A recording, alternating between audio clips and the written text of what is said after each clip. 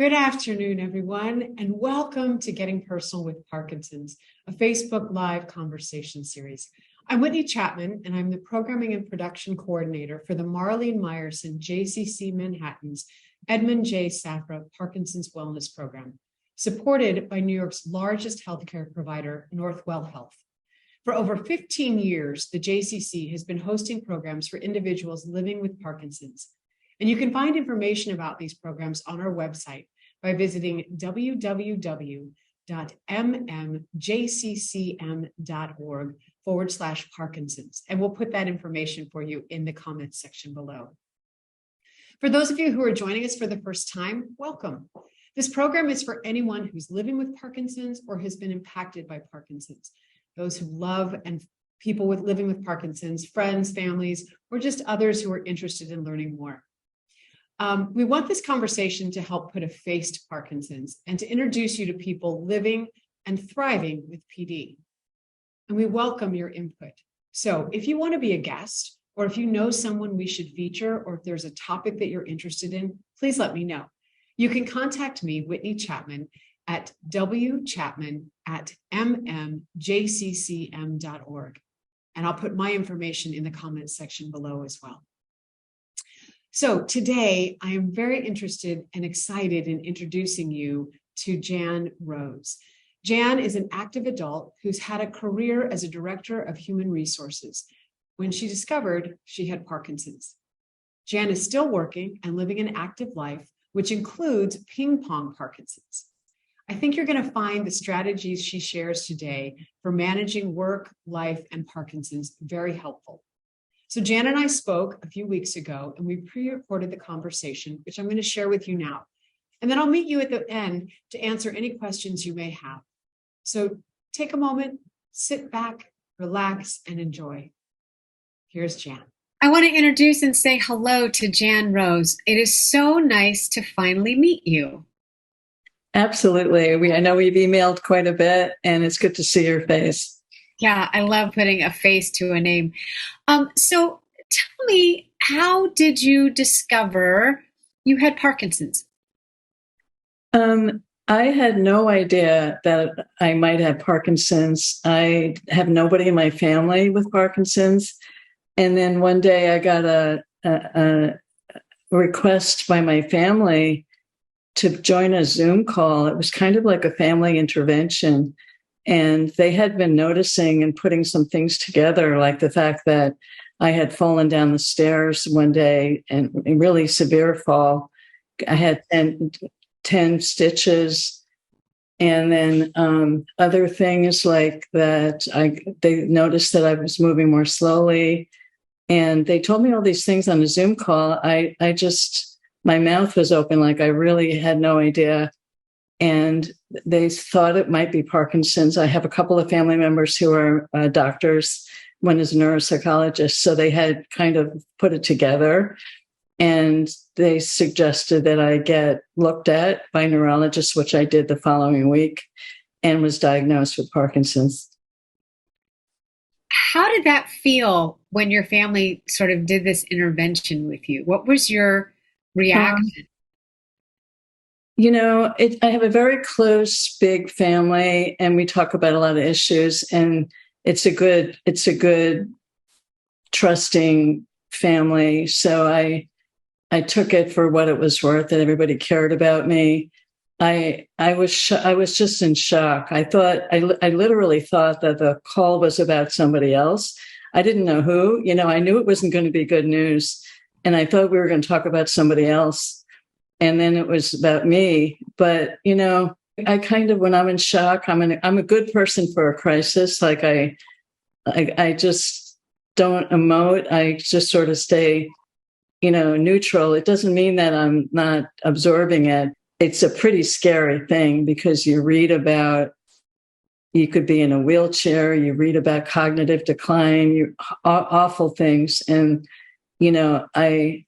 I kind of was in that mode that weekend, but in the moment on the video call, I was like, okay, let's move into action. And I just started reading. I got on I joined some Parkinson's support groups. I was reading all the literature. I had people in my family send me medical articles. And that was actually worse. You shouldn't be left alone with all that material because it really is terrifying. And, you know, I just, I kind of got absorbed in all that, but then I quickly learned that exercise is a big part of Parkinson's. And that's where the action planning, I said, if exercise can delay the progression of symptoms, I'm going to dive into it. You know, I'm going to do everything I can to delay the progression of me being in a wheelchair. And so I kind of looked into the kinds of exercise that was available in New York and just started in. So what activities do you do to keep you moving and symptom, reducing symptoms? Right. I do a ton of exercise, like a crazy amount of exercise, like boxing. I do rock steady boxing. I do Ping-Pong Parkinson's, a lot of ping pong, which sounds like you're just swatting a ping pong, but it's quite a sport. I've learned it's cardio, it's digital, hand-eye coordination. You get out of breath, you're sweating. I do that almost every day. I walk 4 to 5 miles or run with my dog. And it's not like I, have wanted to do all that exercise. I feel like it's keeping me out of a wheelchair. And so there are days where it's the last thing I want to do is do all that exercise. And even on my way to it, I'm like, I really don't want to do this. And then when I do it and I'm coming home, it's almost like I've taken a pill. Like it's what they say. It charges up something in my neurons that make me feel well. That's amazing. Now, my boyfriend and I just started piddling around with ping pong, and we've only done it a couple of times. And we've gotten better. Like, we hadn't done it for a couple of months. We did it one night, and then last week we went out and tried it again, and we actually got better at it. Now, we don't know the rules of ping pong. We've just been trying to hit it across the net. How long have you been doing ping pong, and what do you love about ping pong? Well, the thing that's great about ping pong, it's like you don't have to even know a thing to have fun on the first day of ping pong. You could just show up and just start swatting the ball, and it's just very rewarding to get it over the net. And then as you get better and better, it is such a joy it's like tennis. If you're into tennis, just being able to improve your stroke when your form is good, it feels good. You can get a rally going that's really long and high quality rally. You can win games. There's a Ping-Pong Parkinson program that takes people from beginner level. We have coaches and they teach us how to play. And there's competition. I went to Berlin to compete a year ago. Every year there's a big global competition. I didn't win anything. I had only played. I mean, I was diagnosed in 2020 and I started playing in the same year.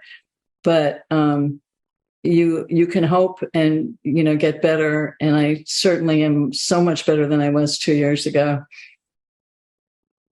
That's amazing. And we will share the link in the comments section for this for people so they can find out more about Ping-Pong Parkinson's. I think that's terrific.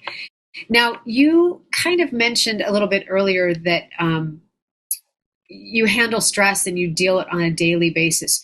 How do you handle Parkinson's? Because you're still working. Can you talk to us about what that journey is like, how your Parkinson's and work, how does that interplay? Yeah. It's a big decision that we talk a lot in the Parkinson community of all of our different experiences at work. There are people that were deathly afraid to tell their employer with good reason that they didn't want to work, that they had Parkinson's. the fear, of course, is that once that people know that you're disabled, you're going to start taking time off and not be a valuable employee and not get promotion opportunities. As the head of HR, I mean, I know I'm in a unique position to know what my rights are, what my rights were. You have every right to take a leave of absence, to go to doctor's appointments, to request accommodations. In my own case, I have the best agency. I work for Henry Street Settlement. The culture there is a very loving, trusting, family-oriented culture. I had no doubt from day one that I was going to let my boss, the CEO, know what I was struggling with. I told him, I think I mentioned I found out on a Thursday. I told him on a Sunday, I sent him I couldn't call him. I just was afraid I was going to lose it. So I wrote him a long text, and I still have the text. I just, I told him, this is what I have. I had no idea. And by the way, Whitney, I have cancer as well. So I hadn't told him either of those two things. And I just told him all of it. I told him that I didn't know what, at that point, I was still thinking I might be in a wheelchair tomorrow. Like, I was just that naive. I was very concerned about Henry Street and the work we're doing, because the work we do with the poor and the homeless, was really important. And for me to fall down on the job would have an effect on Henry Street. So I was just stressed about that. And so I talked about needing to find a successor, and let's work out a plan for me to leave if I needed to. And he reached out right away. He told me how much he cared about me. He said, we'll work through this together. He told me that I could work as little or as much as I wanted. It was my call. One of the things that I was concerned about is that if you lose your cognitive ability, obviously I wouldn't know it. And I wanted him to let me know if he started noticing that I was not thinking clearly. And I trusted him to tell me that. He promised he would. We had just an emotional discussion about that. He tells me, like, he'll tell me if he thinks I'm tired, like I seem tired, or he's super honest. And, but it turned out that none of that happened. I am functioning, I function fine, and I'm not in a wheelchair. I'm thinking clearly. I do leave the office to go to my exercise programs, but I'll work at night to make it up. And I'm kind of a model for everybody else in my agency of how to handle a disability and still stay in your job. You can do it. But it's not for everybody. If you're in a company or an agency that doesn't, handle things, that is going to take the opportunity to let you go, or, deny you your benefits, it could be the smart thing to keep it as long as confidential as much as possible. Everybody has kind of a different story. Well, I appreciate you telling us a bit about yours and the unique position you're in, being a director of HR and living with Parkinson's, because anytime there's something going on in your private world, as much as we think we can compartmentalize our lives, and there's an aspect that compartmentalization will show up in the workplace. It could be just our demeanor is different. It could be our production capacity. And this is not just living with Parkinson's. It can be any kind of personal or outside stressor. Parkinson's has a different effect, obviously, because of the potential progression of the disease and how that is so unique to each individual. I appreciated hearing you express the gratitude and the grace and luck in some ways that you have of working with an employer that you have that kind of conversation with and can have that conversation and be confident about both the confidentiality of it and having someone say to you, we're working with you. And that to me would be the goal of any of us who are working for another or with another human being, that they would have that grace and understanding.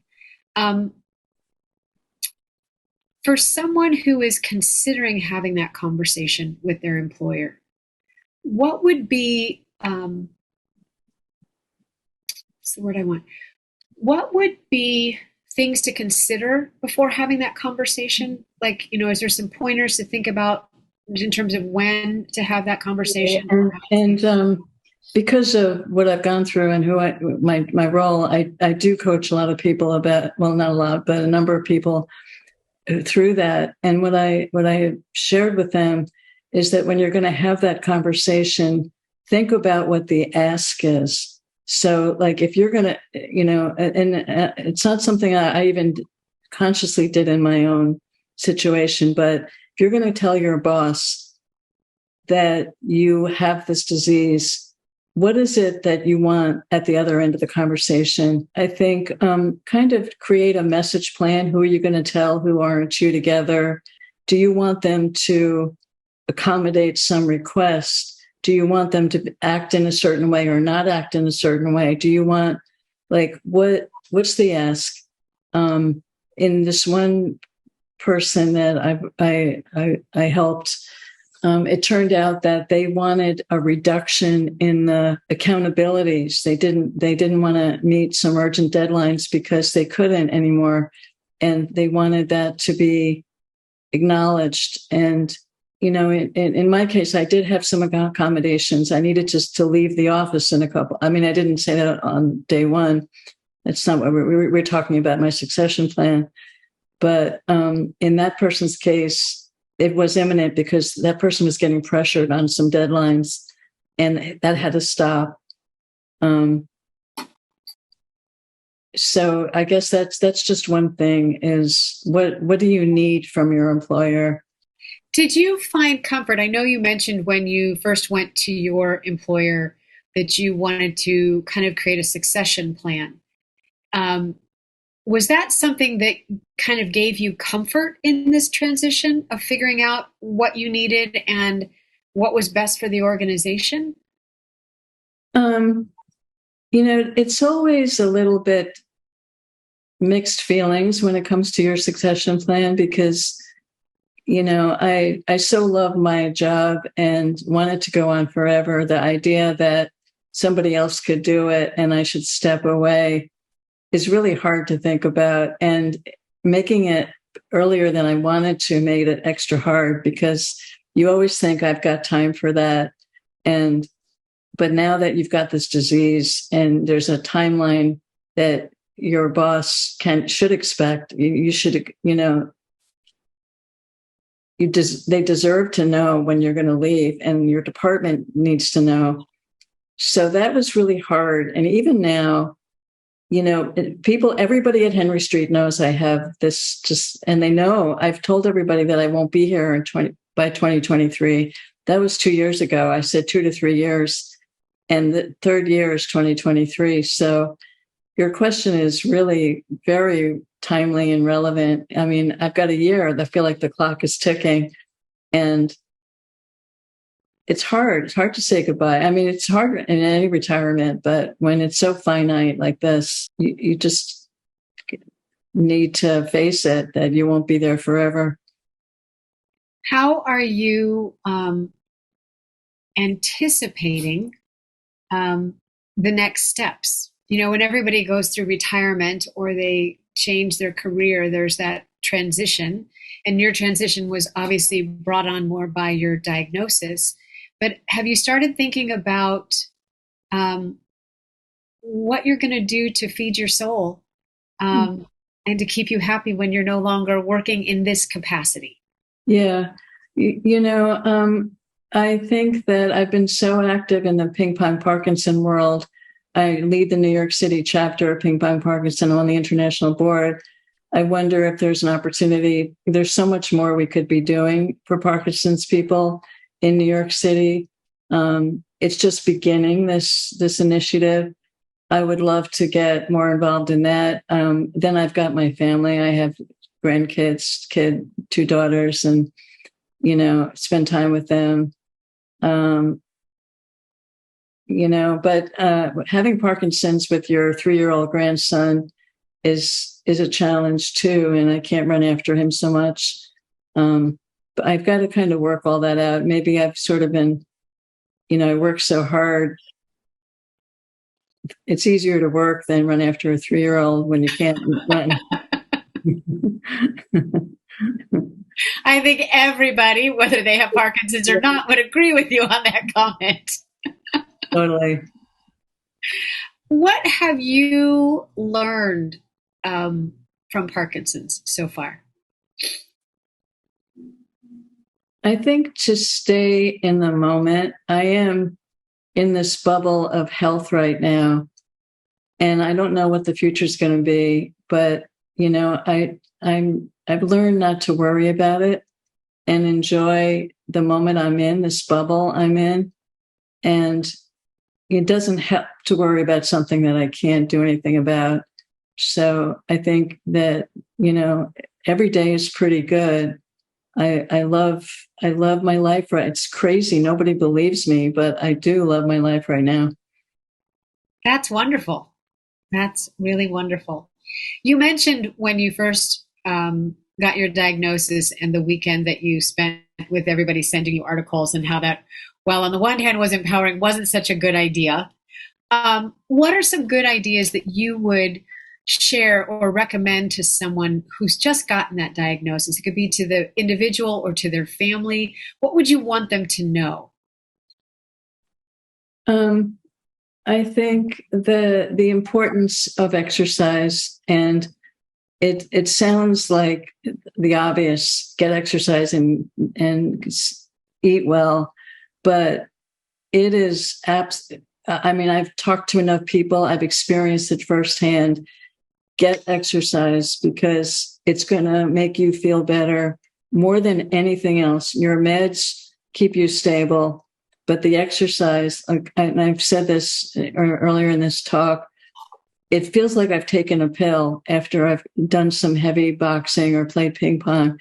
I feel like I used to feel before Parkinson, and you don't believe that. It just sounds like a platitude, but it's scientifically proven. And it's anecdotally proven that it'll make you feel better. And as long as you do that, people will can delay the progression. So if you want to do something active, start exercising. You mentioned also earlier about support, and that you found the ping pong community. Talk about what you have gained from being around others living with Parkinson's. I find that hanging out with people who can relate so well to what I'm going through, all of the things that you don't have to kind of say what it's like to talk to a doctor or wait 9 months to see a doctor, and have them cancel the day before.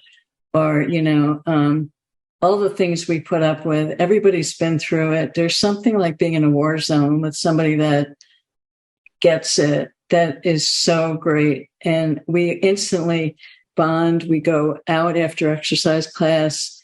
We become instant friends. We support each other.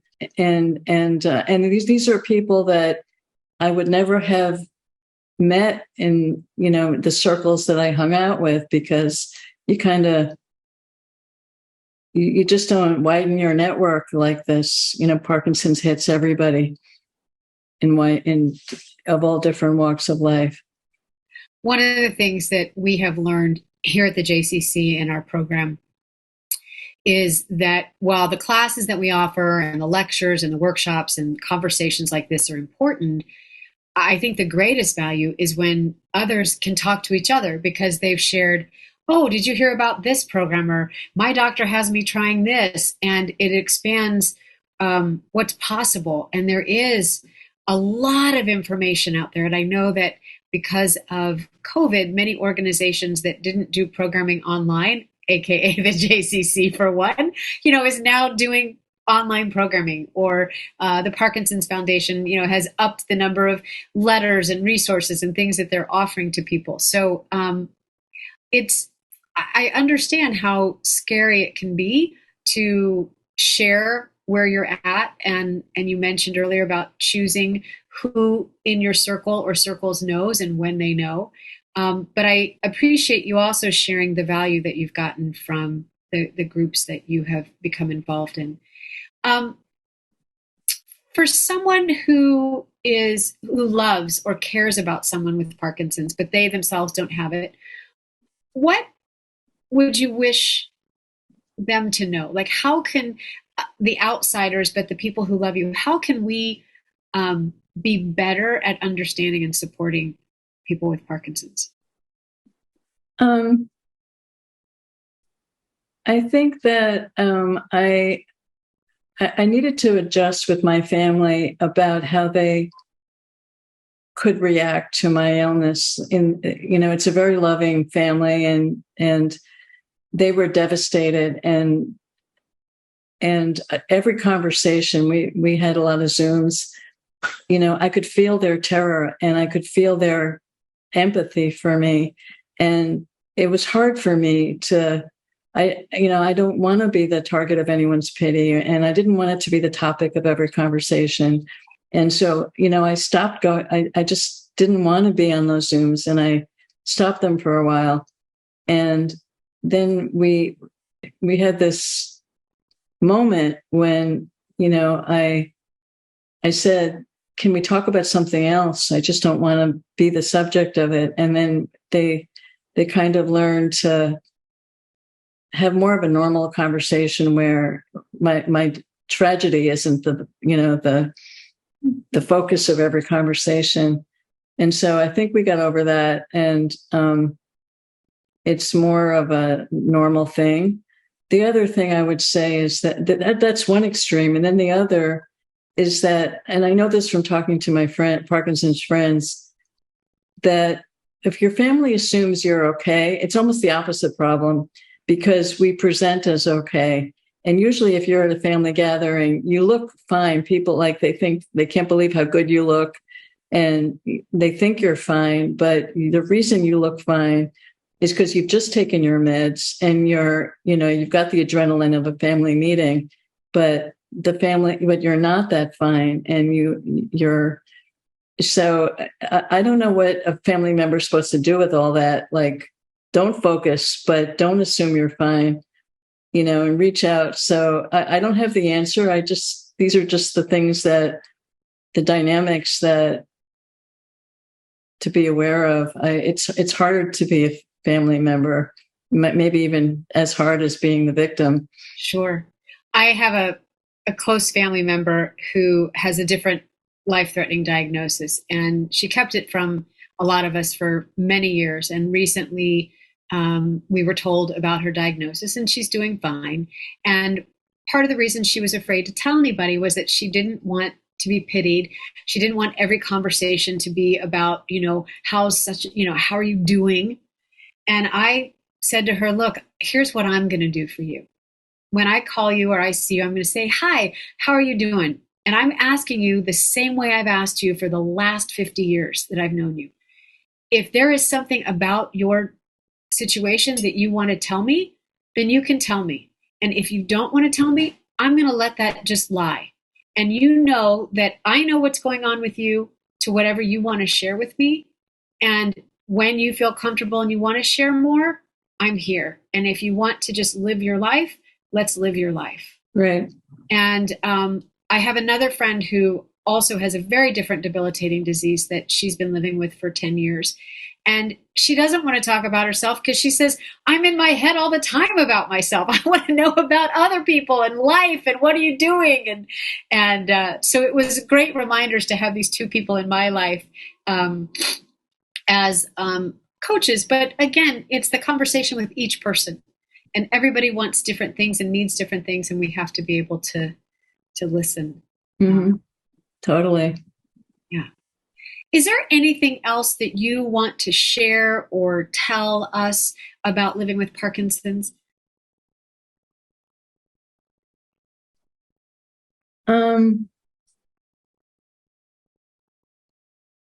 No, just that maybe it's so different for every single person. I mean, there's an expression, I don't know who coined it, about Parkinson's. If you know one person with Parkinson's, you know one person with Parkinson's. And that, if you see somebody who's doing really well, the next person might not be. It's almost like 1,000 different diseases. And so, like, not to make assumptions based on anything, I think it's learning what each of us is, the journey that we're each on, and how different it is. It helps so that you don't burden that person with expectations about what they should or shouldn't be able to do. I mean, all the exercise I do, it's easy for me to say because I can do it, but the next person, I have a Parkinson friend who's in a lot of back pain, and or I have people whose caregiver says, that they wish their people would be as active as me because they kind of feel like that person's lazy. When I know, like, being tired is a Parkinson's symptom itself. It's not laziness. It's a terrible, terrible disease that can look like laziness, but it's just chronic exhaustion. And so just don't make any assumptions about even yourself, or look at the person who's doing more and why can't I be that way? Thank you. I am glad that we got to meet in person, I should say, or at least via Zoom. Thank you for sharing not only your story and letting us know about Ping-Pong Parkinson's, but also your journey as someone in the human resource field, and giving us some pointers about managing the next steps.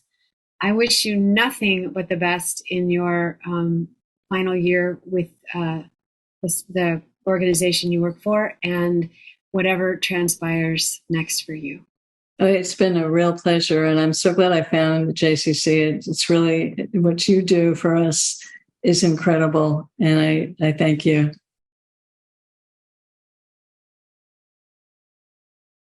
Wow.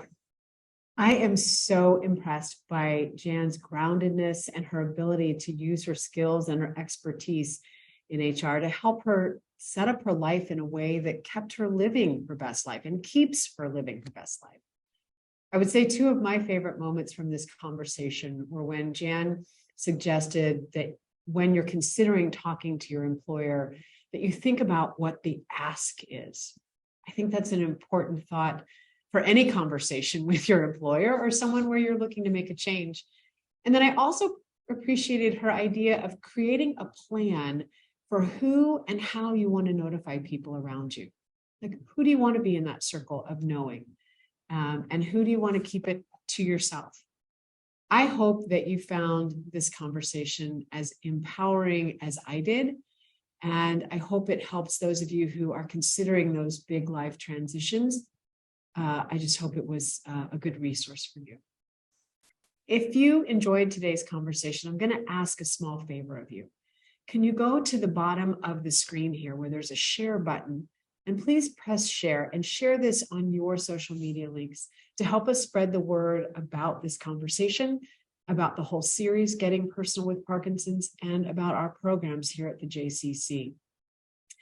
Our commitment here is that if you or someone you know is interested in learning more about Parkinson's or participating in our wellness programs, we want to be a resource for you.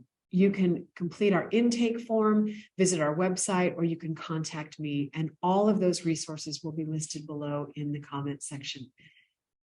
The biggest thing we want you to know is that while Parkinson's is an individual disease, meaning it shows up in each person individually, you don't have to be alone. We would love for you to join our community and to join our classes and our programs and utilize our resources to help you live your best life. All this information, as I said, will be in the comments section below. I want to thank you for joining me this afternoon, and I look forward to seeing you next month. If we don't connect before then, have a wonderful beginning to your holiday season. Have a great day, everyone.